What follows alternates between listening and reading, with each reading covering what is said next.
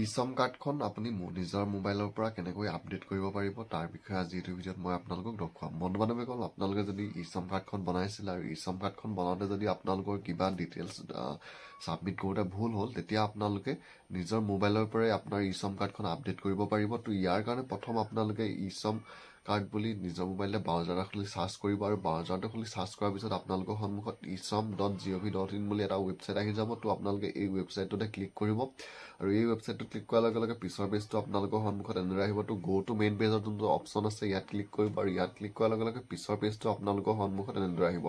তো ইয়াত যোনটো ৰেজিষ্টাৰ অন ইছমৰ তলতে এটা অপশ্যন আছে অলৰেডি ৰেজিষ্টাৰ্ড লগ ইন। তো আপোনালোকৰ যিহেতু আগতে ইছম কাৰ্ডখন বনাই থৈছে, তো আপোনালোকৰ ডিটেইলছটোহে আপডেট কৰিব লাগে, সেইকাৰণে অলৰেডি ৰেজিষ্টাৰ্ড যোনটো লগ ইনৰ অপশ্যন আছে ইয়াত ক্লিক কৰিব আৰু লগ ইনত ক্লিক কৰাৰ লগে লগে পিছৰ পেজটো আপোনালোকৰ সন্মুখত এনেদৰে আহি যাব। ইয়াত প্ৰথম আপোনাৰ যোনটো আধাৰ লিংক মোবাইল নাম্বাৰ হয় সেই নাম্বাৰটো দিব লাগিব। নাম্বাৰটো দি ইয়াত যোনটো কেপচাৰ কোড দিছে এই কেপচাৰটো দিব লাগিব আৰু কেপচাৰটো দি যোনটো চেইন অ'টিপিৰ অপশ্যন আছে চেইন অ'টিপিত ক্লিক কৰিব আৰু চেইন অ'টিপিত ক্লিক কৰাৰ লগে লগে আপোনাৰ যোনটো আধাৰ লিংক মোবাইল নাম্বাৰ হয় তাত এটা অ'টিপি যাব আৰু সেই অ'টিপিটো দি আপোনালোকে ইয়াত যোনটো কেপচাৰ আছে কেপচাৰটো দি ছাবমিটত ক্লিক কৰিব আৰু ছাবমিটত ক্লিক কৰাৰ লগে লগে পিছৰ পেজটো আপোনালোকৰ সন্মুখত এনেদৰে আহি যাব।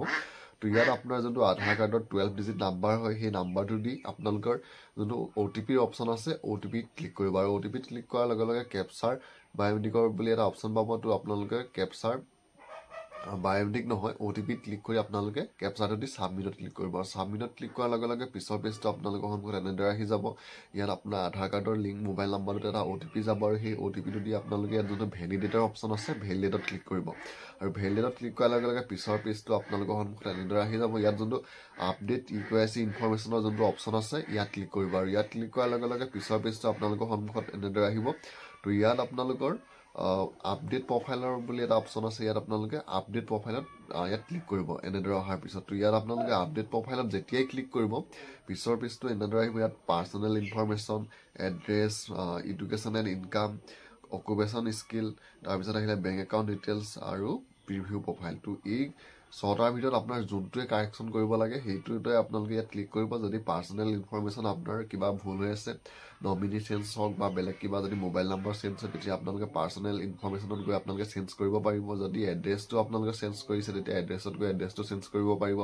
যদি আপোনালোকৰ এডুকেশ্যন বা ইনকামটো আপোনালোকে আপডেট কৰিব বিচাৰিছে তেতিয়া ইয়াত ক্লিক কৰিব আৰু যদি বেংক একাউণ্টটো আপোনালোকে বদলাই বেলেগ এটা দিব বিচাৰিছে তেতিয়া ইয়াত যোনটো বেংক একাউণ্টৰ অপশ্যন আছে ইয়াত গৈ আপোনালোকে আপডেট কৰিব পাৰিব আৰু আপডেট কৰি হোৱাৰ পিছত আপোনালোকে ইয়াত যোনটো ডাউনলোড ইউএন কাৰ্ডৰ অপশ্যন আছে ইয়াত ক্লিক কৰিব আৰু ইয়াত ক্লিক কৰি আপোনালোকে আপোনাৰ যোনটো ইউএন কাৰ্ড হয় সেই কাৰ্ডটো আপডেট কৰাৰ পিছত আপোনালোকে ইয়াৰ ৱেবছাইটৰ পৰাই ডাউনলোড কৰি ল'ব পাৰিব।